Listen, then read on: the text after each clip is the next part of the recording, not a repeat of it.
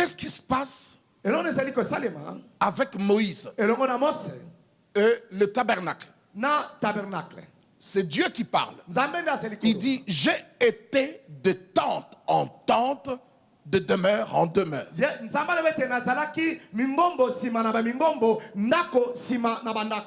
Et ici, dans Hébreu, on nous dit, il vient habiter sous des tentes.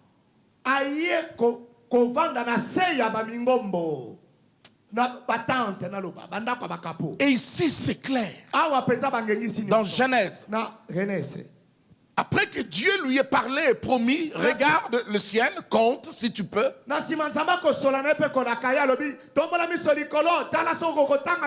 dit Abraham leva ses tentes.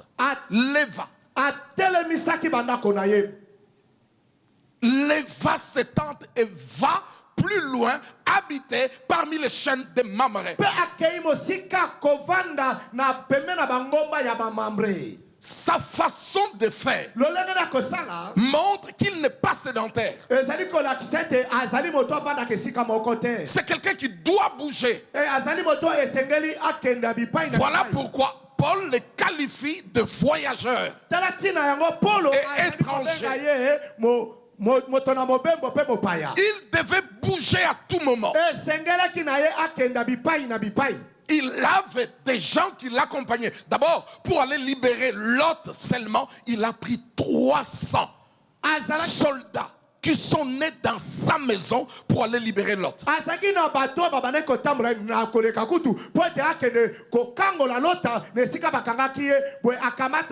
300 soldats. Des gens qui sont nés chez lui. Donc il avait une foule de personnes qui lui appartenaient. Abraham, c'est un royaume. Mais il va bouger. Il cherche. Le verbe est utilisé, il attendait. Ça veut dire il bouge. Il y a quelque chose qui lui manque. Raison pour laquelle Abraham ne peut pas bâtir une maison en briques.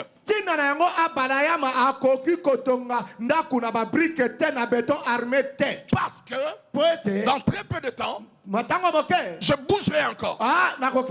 Nos troupeaux doivent manger. Rester en un instant produit la sécheresse. Nous sommes en quête.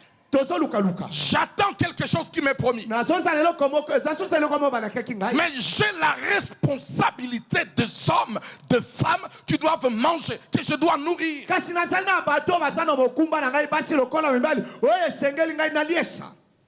Et on doit bouger.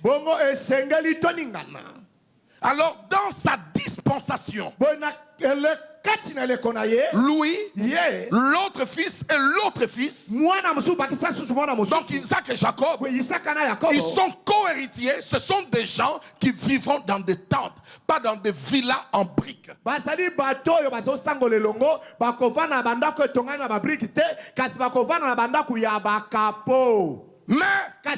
ça ne lui empêche pas de bâtir des maisons en briques comme il en a trouvé en Égypte.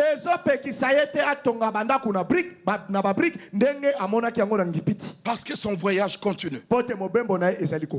Il arrive en Canaan. Dieu lui dit, désolé, je ne peux pas te le donner maintenant. Mais je le donnerai à tes enfants. À la 4e génération. Après 4 siècles. Quand j'aurai exterminé et chassé les Amoréens qui vivent très mal dans ces pays, tes enfants récupéreront Canaan.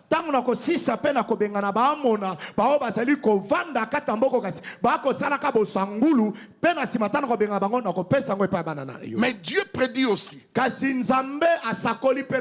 tu ne vivras pas bizarrement, mais tu vivras une vie heureuse. 15-15.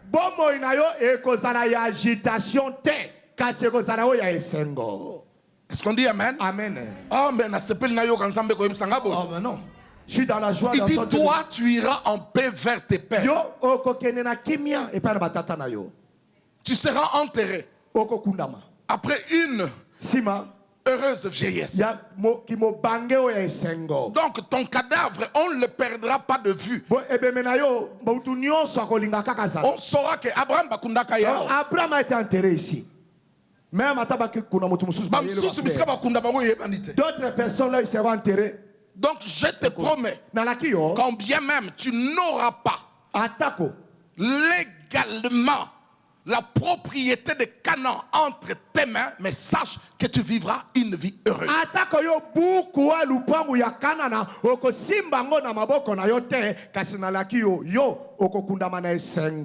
Et la fin de sa vie, chapitre 25, dit, il vécut, âgé, heureux, et rassasié.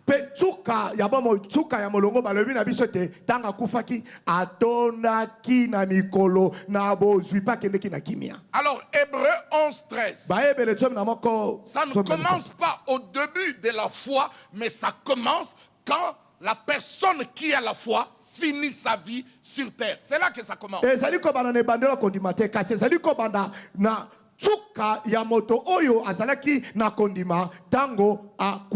C'est dans la foi que tous ces gens-là sont morts.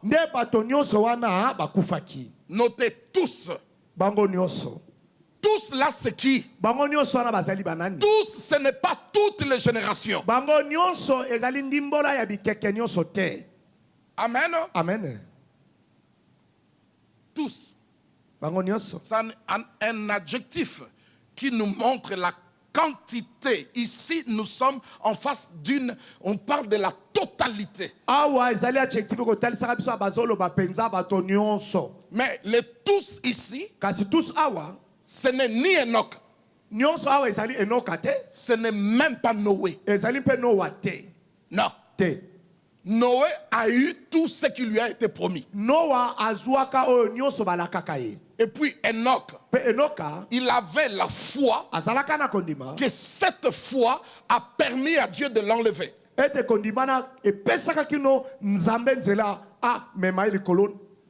Il a marché avec Dieu. Mais je ne veux pas contredire la parole. Mais on dit c'est parce qu'il a été trouvé agréable. Vous savez, il y a des choses énervantes dans la vie chrétienne.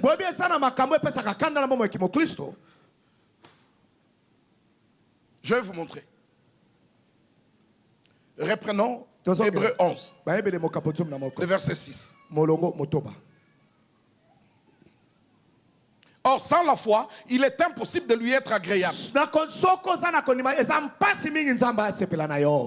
Car il faut que celui qui s'approche de Dieu croit que Dieu existe et qu'il est le rémunérateur de ceux qui le cherchent. Deux choses. Croire à l'existence de Dieu et croire aussi que Dieu paye. Littéralement, écoutons. Troisième phrase. Il faut que celui qui s'approche de Dieu, on peut aussi s'approcher de Dieu sans croire qu'il existe.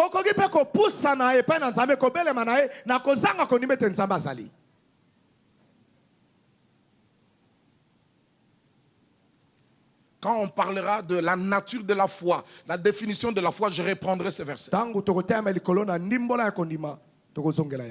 Il y a des gens qui s'approchent de Dieu et ils ne croient même pas que Dieu peut payer. Rappelez-vous, un mois et demi passé, Corneille, un homme pieux, mais il n'est pas sauvé. Et ici, on s'approche et dit, il faut que celui qui s'approche, qu'il croit que Dieu existe. Donc il y a des gens, je dis littéralement, je vais l'enseigner littéralement, il y a des gens qui se sont approchés, qui vont s'approcher de Dieu, mais ils ne croiront pas que Dieu existe.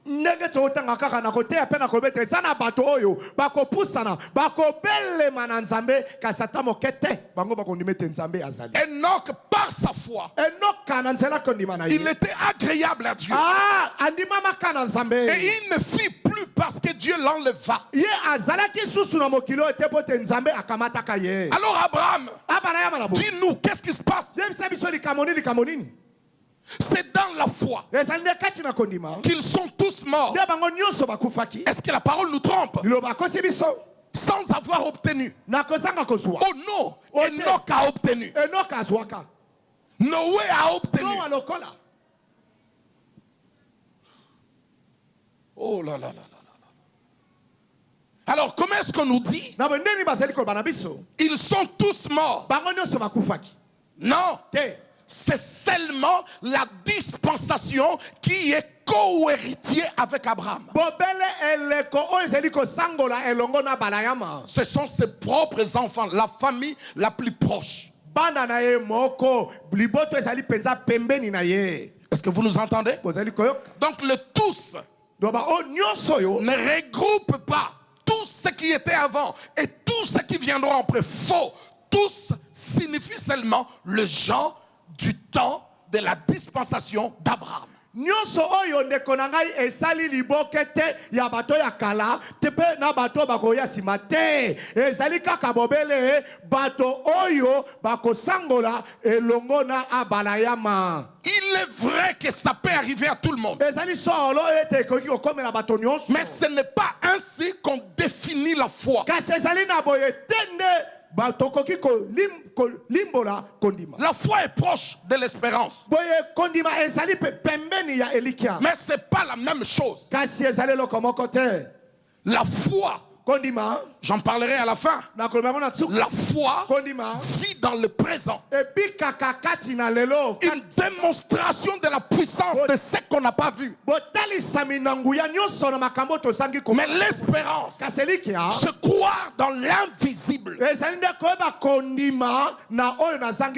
L'espérance est la force, le soubassement de celui qui a la foi.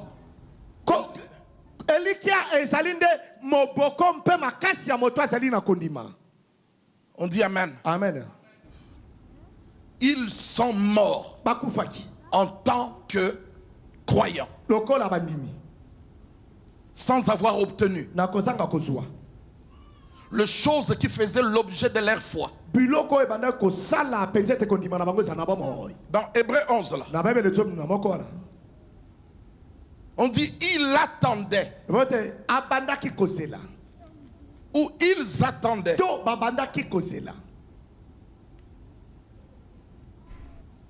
Verset 10. Il attendait la cité qui a de solides fondements.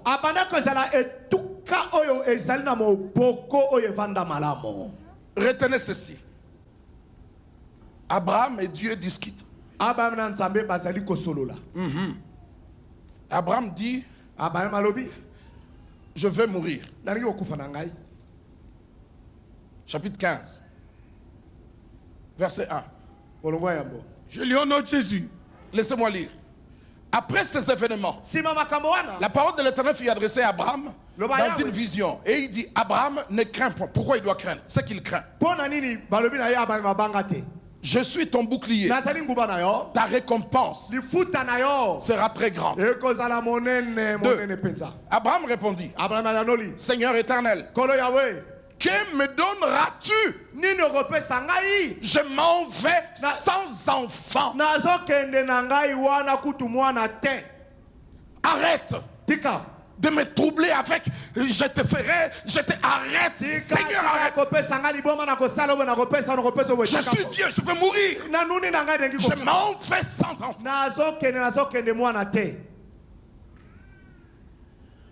Mais que dit Hébreux 11? Il attendait. Comme est-ce que Abraham, prenons chapitre 12, Genèse. Désolé. Mettez-nous 12. Tandela biso bokapotium na mibale. Alléluia. L'Éternel dit à Abraham, va-t'en de ton pays, de ta patrie, de la maison de ton père, dans le pays que je te montrerai. Alléluia. Je ferai de toi. Oh là là là là là là. Je ferai de toi une grande nation. On ne devient pas une grande nation avec des briques, avec des fers, avec des reins. On devient avec des enfants. Et Dieu dit, je ferai de toi une grande nation. Je te bénirai. Je rendrai ton nom grand.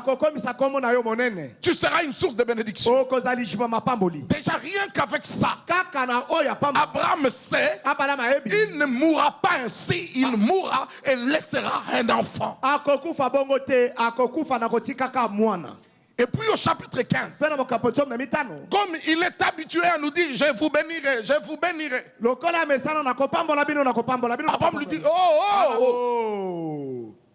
tu te rappelles que quand tu m'as dit de quitter mes parents, tu m'as dit ça il y a plus de 20 ans. Je suis en train de mourir là, sans enfant. Et il n'y a qu'Eliezer de Damas. C'est lui que je nommerai comme héritier. Et quand Dieu a entendu ça, il lui dit, hey, Yopé, stop. Tu m'as dit stop. Moi aussi, je t'ai dit stop. Un héritier n'est pas celui qui est né dans ta maison, mais celui qui est sorti de tes entrailles.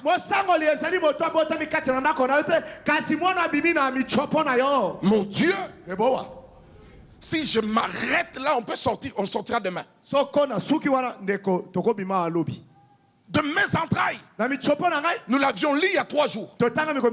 Abraham, il avait déjà été atteint par la mort. Et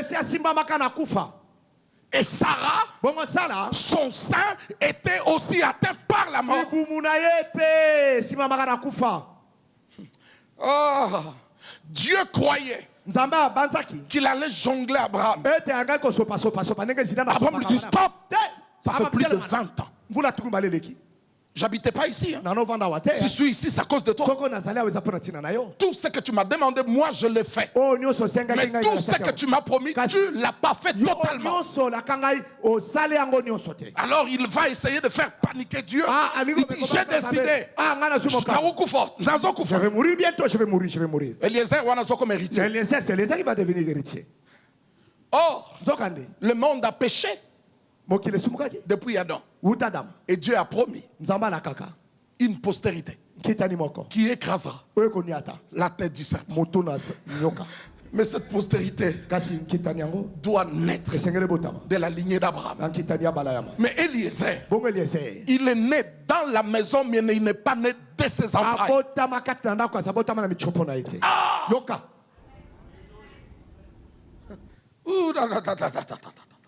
Et Dieu a dit quoi? Tu veux que le sauveur naisse d'Eliezer?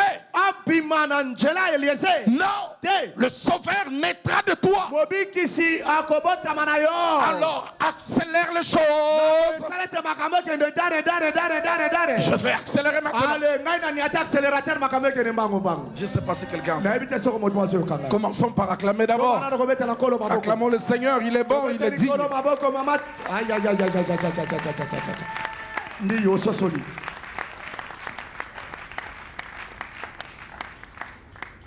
Il a promis à Abraham une postérité. Notez ça. Ouf. Alléluia, alléluia, alléluia, alléluia, amen. Alléluia, alléluia, amen. Oh. Il lui avait promis quoi? Quoi? Oh, église, il lui avait promis quoi? Une postérité. Et lui, Abraham, n'a jamais vu cette postérité. Il n'a vu qu'un fils, né de Sarah, sa femme stérile. Une postérité. Je ferai de toi une grande nation. Dieu ne parle pas des serviteurs, mais il parle de ceux qui sortent de ses entrailles. Alléluia.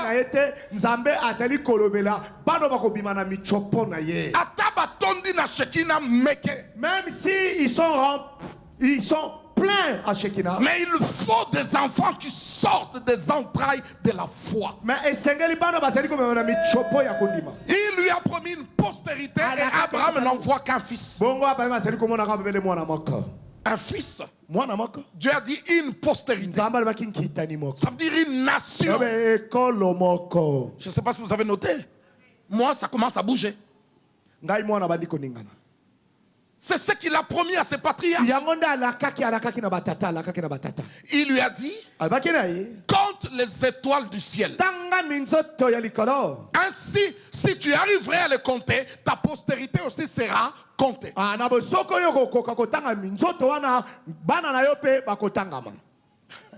Mais il arrive à compter Isaac. C'est que la réponse n'est pas vraie. Je ne sais pas si vous m'écoutez. Il dit compte.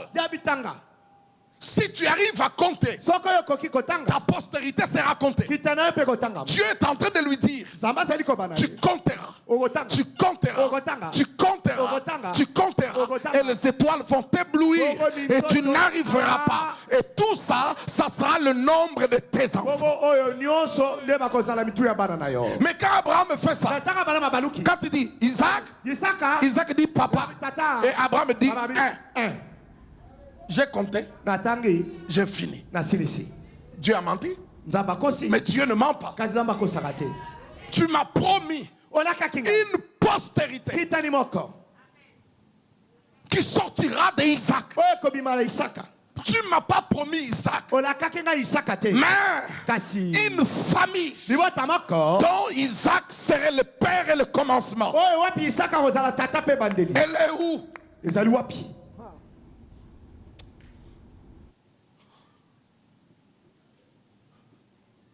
Il y a une chose que Dieu a promis à Abraham qu'Abraham n'a pas obtenu. Il a obtenu un fils, mais il n'a pas obtenu une postérité.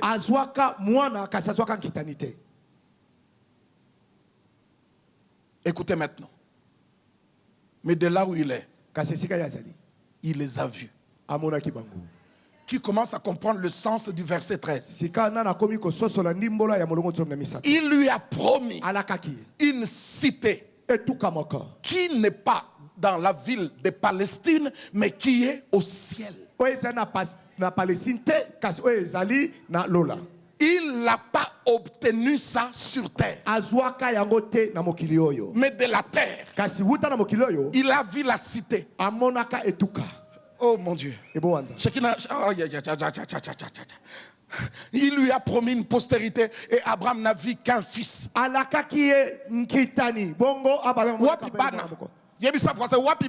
Où sont les enfants? Où sont-ils? Et de cet enfant, des nations, de peuples, de royaumes, de rois, de princes sortiront. Abraham n'a pas vu ça. Un prince au nom de roi à la façon de Melchisedec, à la façon de Pharaon. Non, les Abraham, ce sont des gens de vêtements en lambeaux. Et à la vision de roi. Il n'a pas vu ça. Il n'a pas obtenu ça. Mais il a vu de loin. Et il a salué. Parce que nous, en tant qu'enfants de Dieu, nous bénéficions de doubles dispensations. Nos bénédictions, les bénédictions chrétiennes, sont dans des dimensions. On appelle ça siècle présent et siècle à venir. Dans le siècle présent, Abraham a un fils. Son nom c'est Isaac.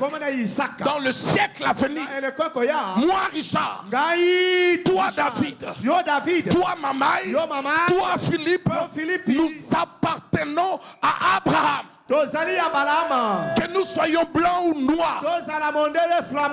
Abraham nous a vus avant même que nous naissions.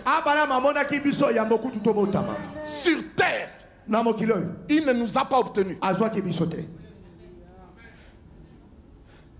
Tout ce que tu vois est à toi. Ça, peut-être on verra ça demain. Alléluia. Arrêtez un peu de crier. Sinon... Oh là là là là. Oh là là là là. Prenons 1 Corinthiens 15, verset 19. Deuxième partie. Nous sommes le plus malheureux de tous les hommes. Définir la foi, mon Dieu, et dire, je les ai vus, et je les et saluer de loin. Ce sont des insultes à l'encontre de la foi. La foi, les choses de la foi, on ne les salue pas seulement, mais on les obtient dans sa vie présente. Ah,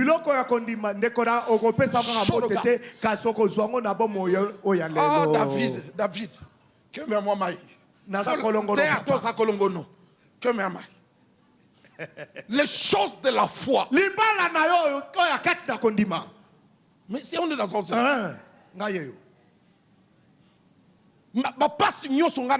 toutes ces souffrances que j'ai subies, toutes ces atrocités qui me sont arrivées, après toi tu es venu me dire, je les ai vus et salués.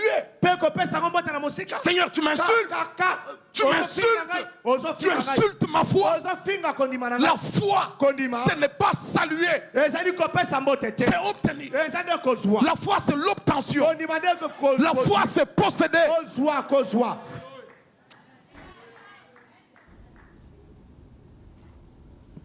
Regardez ça. Si c'est dans cette vie seulement que nous espérons en Christ, nous sommes le plus malheureux de tous les hommes.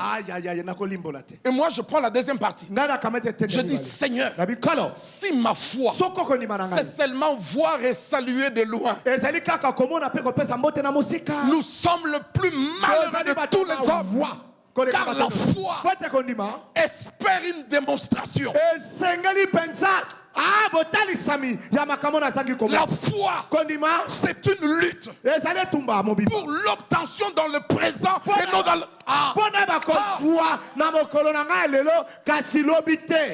Ils sont morts sans les avoir vus. Abraham n'a pas vu la nouvelle Jérusalem descendre. Voilà ce qui lui avait été promis. Une cité qui a des solides fondements. Oh, c'est Dieu le constructeur. Vous vous rendez compte? Que dit Hébreu? Dieu n'est pas injuste pour oublier notre travail et l'amour que nous avons ayant rendu et rendant sacrifice pour tous les saints. Dieu n'est pas injuste. J'ai usé la foi. Dans la foi, j'ai exercé la foi. Il y a le refus. Dans la foi. Dans la foi, je dis il y a le refus. Dans la foi, il y a des résolutions.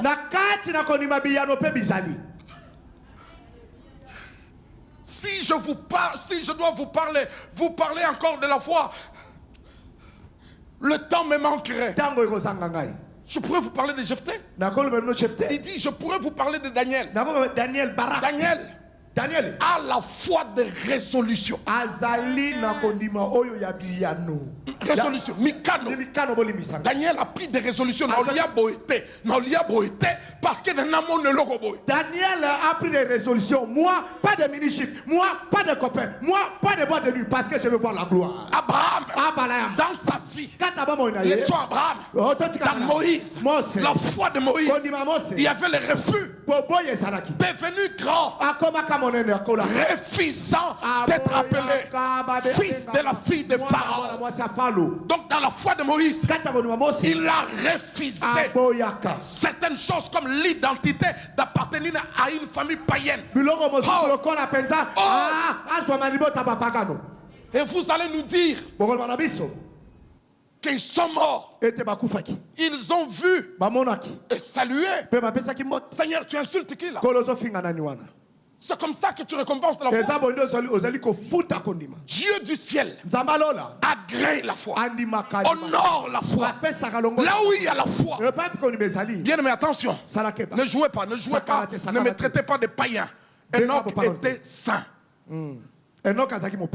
Mais il est monté au ciel parce qu'il avait la foi. C'est ce que dit la Bible. Il était saint. Il a marché. Il était saint. Mais c'est autre chose qui l'a fait monter. La foi. Dieu l'a trouvé agréable. Alors, si notre foi s'est définie en saluant les choses que nous demandons sans les obtenir, ce n'est pas la foi. Et Paul rajoute, nous serons les hommes les plus malheureux de tous les hommes. Mais que je sache, nous ne sommes pas les plus malheureux. Nous sommes les bénis. On nous appelle le bienheureux. Pas le malheureux, mais le bienheureux.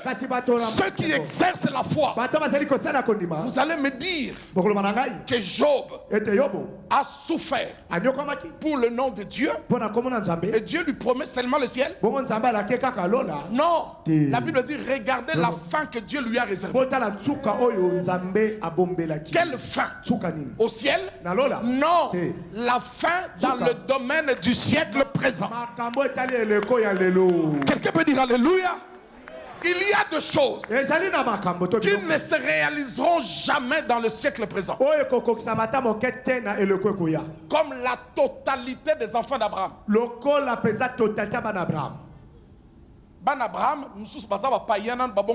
Les enfants d'Abraham, certains sont païens, ils ne se sont pas encore convertis. Donc Abraham a connu que soit réponse ou nate awa.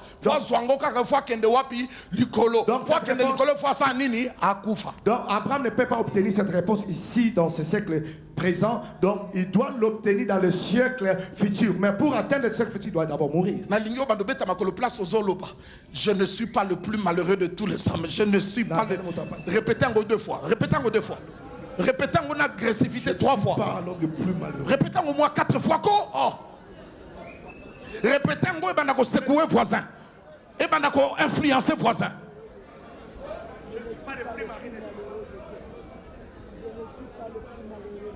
On dit amen. Amen. Marc va venir. L'évangile de Marc.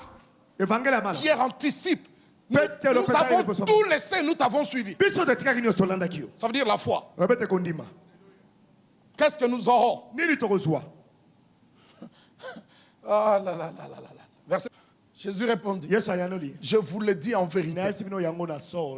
Ce n'est pas une prophétie. Voilà ce qui va arriver. Voilà ce qui est. Ça a déjà été décidé. L'on l'a décidé qui pour chrétien. Avant même que vous soyez appelés chrétiens. Il n'est personne qui, ayant quitté à cause de moi, à cause de la bonne nouvelle, sa maison, ses frères, ses sœurs,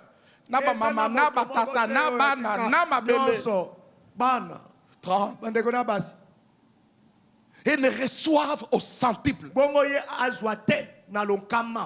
ce que nous recevrons dans le siècle présent. Ce n'est pas fois 20. Ce n'est pas fois 50. On dit fois 100. Kafumba. Oh là là là. Ce que nous recevrons pas après la mort, tout en étant vivant. On appelle ça le siècle. Le siècle. Voilà ce que nous recevrons. ce que nous recevons, nous avons le droit de dire au Seigneur, multiplie-le. Je veux voir de mes propres yeux. Je suis vivant. Dans le monde, ma bénédiction fois 100. Pendant que nous sommes vivants, au moment où je suis vivant, je ne suis pas malade. Vivant. Je suis vivant. Dans le monde de vivant. Ma bénédiction fois combien? Fois 100.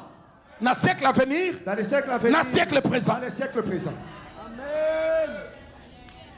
Et puis dans le siècle et dans le siècle à venir, la vie éternelle. Et les chrétiens se sont embrouillés et se sont mentis. Oh, la foi, se croire, voir et saluer. Faux.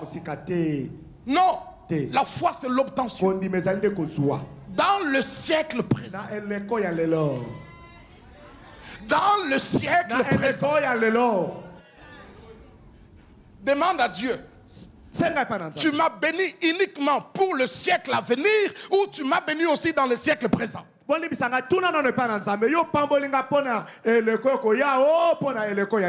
non, Abraham,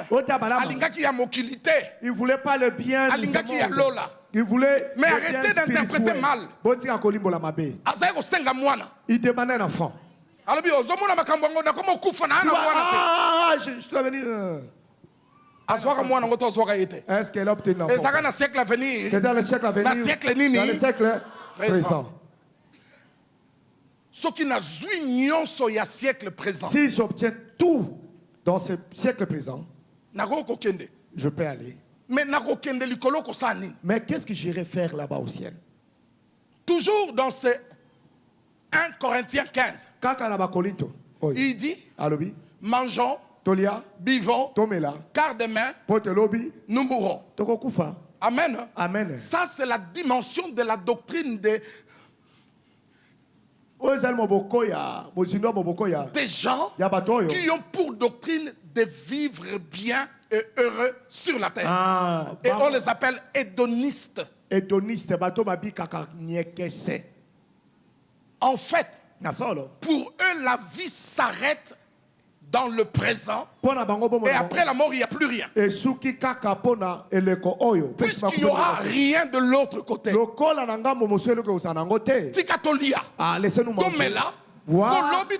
Parce que demain nous mourrons. Cette parole est dans la Bible. Mais ce n'est pas un verset biblique. C'est une dimension humaine de voir les choses par des gens, des humains qui ont envie de vivre et qui ne croient pas en Dieu.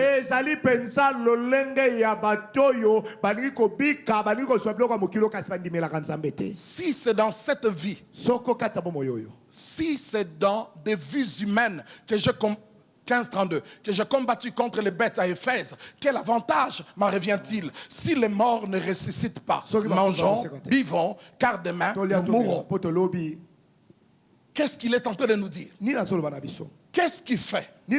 C'est là qu'on va travailler maintenant demain. Les chrétiens se conduisent comme des hédonistes.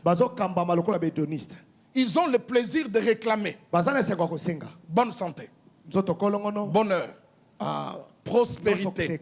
Nous voulons que Dieu nous bénisse dans le siècle présent au centuple. Mais vous qui voulez être bénis au centuple ici, qui êtes-vous? Vous arrêtez d'écrire.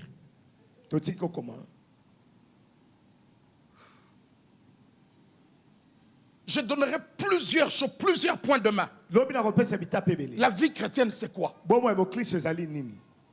Souffrir, c'est aussi la vie chrétienne. Oui. Être aussi pauvre financièrement sur terre, ça fait aussi partie de la vie chrétienne.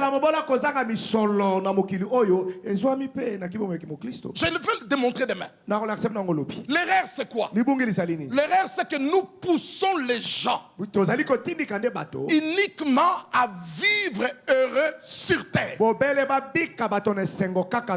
Mais la terre passera. les a rendus heureux? Qui les a rendus riches? Dieu. Est-ce que Dieu peut rendre les gens riches pour que ces gens-là s'éloignent de lui? Non. Alors quand on dit le siècle présent et le siècle à venir, le siècle à venir, c'est avant ou après? Avant ou après? Faux, c'est avant.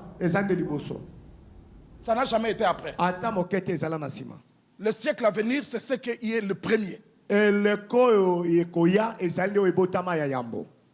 Cherchez premièrement. Allons-y, cherchez. Premièrement. Cherchez quoi? Le royaume. La doctrine de la prospérité est devenue démoniaque.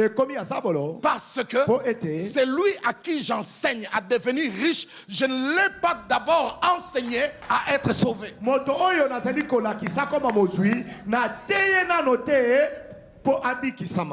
Vous m'entendez? Le siècle présent, c'est maintenant.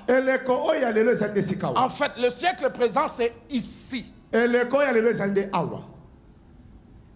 Mais il y a un royaume plus réel que ces royaumes que je vois. Le royaume de Dieu. Il est plus réel que tout ça. Parce qu'avant ça, c'est ces royaumes qui existaient. Et alors que celui-ci passera, celui de Dieu restera. Ah, l'église. On dit Amen. Amen. S'il vous plaît. Si on chasse quelqu'un du travail, il vient te chercher. Ne te précipite pas de prier pour lui. Cherche d'abord à savoir s'il est sauvé.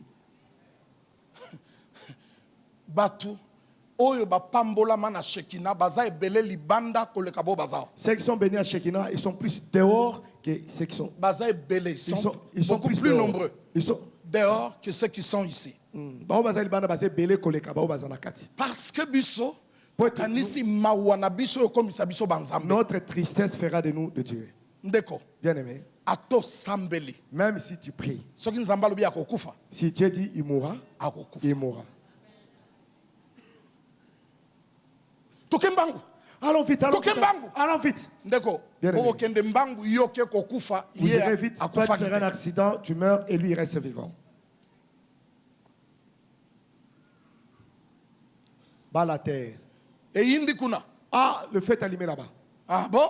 Ah, c'est comme ça. D'accord. J'arrive, que je rentre à la maison. Fukama. Mets-toi à genoux. Jusqu'à ce que ton cœur ait la paix. Ministère na yo ezana capacité à changer vie mutute. Ton ministère n'a pas la capacité de changer le cœur de quelqu'un. Seul Dieu qui a créé ces gens, lui seul change les hommes et les femmes. Quand tu es pressé, en fait, c'est toi qui cherches à être connu. Quand tu ne cherches même pas que Dieu soit connu. Même si on te disait qu'il est, oh non, mort. Oh non, prends le sang pour le transférer. Ne va pas. Entre d'abord dans ta maison, mets-toi à genoux. Dis à Dieu. Ah, la nouvelle qu'on m'a apportée. C'est quoi ça? Seigneur, avant qu'on m'apporte cette nouvelle, est-ce que tu n'étais pas au courant? Dieu qui dit qu'il est au courant. Seigneur, quelle est ta direction dans cette situation? Quand on peut te rappeler pour te dire c'était pas lui, c'était quelqu'un d'autre. À la hâte, voilà, tu fais un accident par précipitation. C'est Dieu bénira ou pas. Dans le siècle présent, fois 20 ou bien fois 100. Mais avant que nous atteignions là, vérifions d'abord. Est-ce que le siècle à venir t'osui? Est-ce que le siècle à venir nous l'avons? Bon Zambé. Tobika, Toyamba Yesu. Très bien, amen. Amen. Ça va? Amen. La foi ne trompe pas. Celui qui a la foi sera agréé par Dieu. Mais la foi, quand on dit la foi, c'est que ça vient d'une personne qui connaît Dieu. Sans la foi, nul ne peut lui être agréable. Il faut que celui qui s'approche de Dieu croie que Dieu existe. Toi, tu n'as pas encore cru en Dieu. Comment tu te précipites que le pasteur te bénisse? Et puis, quand tu seras béni au centuple sur la terre, tu dois aussi être cool à l'abandonner sans regretter pour retourner au ciel.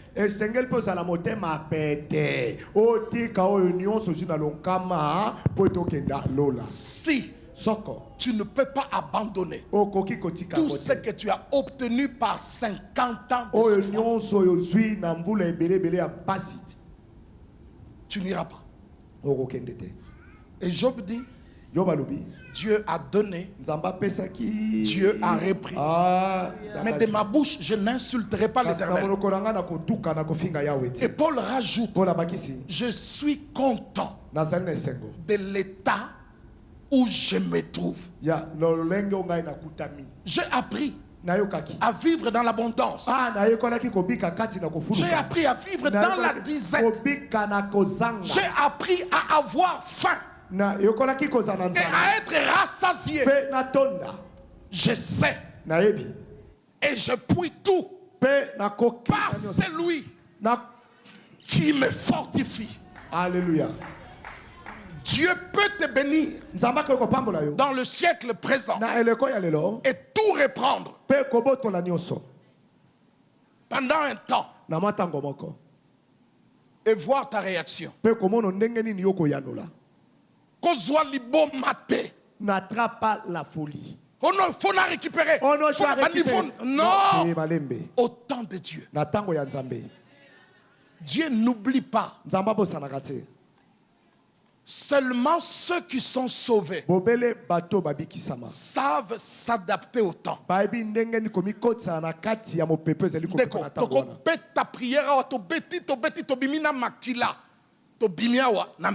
Nous pouvons prier ici jusqu'à avoir des crémeaux de sang comme Jésus à Gethsemane. Mais on sort ici affamé.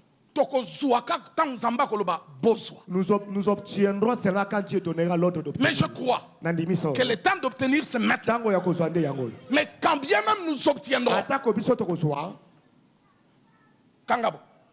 Ferme un peu ton. Ferme forme. Ni kaso ngo kangata bino muzelo babuite. Kangabo e makasi. Fongola loboko. Tu peux prendre. Mais Dieu peut récupérer. Si Dieu peut récupérer, il peut encore redonner. Disons Amen. Amen. Mais ce qui est grandiose, les gens qui ont vécu heureux sur la terre, est-ce qu'ils sont au ciel ou pas? C'est ainsi. Le verset 13 de Hébreux 11 dit, c'est dans la foi. Pas par la foi. C'est dans la foi qu'ils sont tous morts. Donc ils ne sont pas morts en se posant des questions.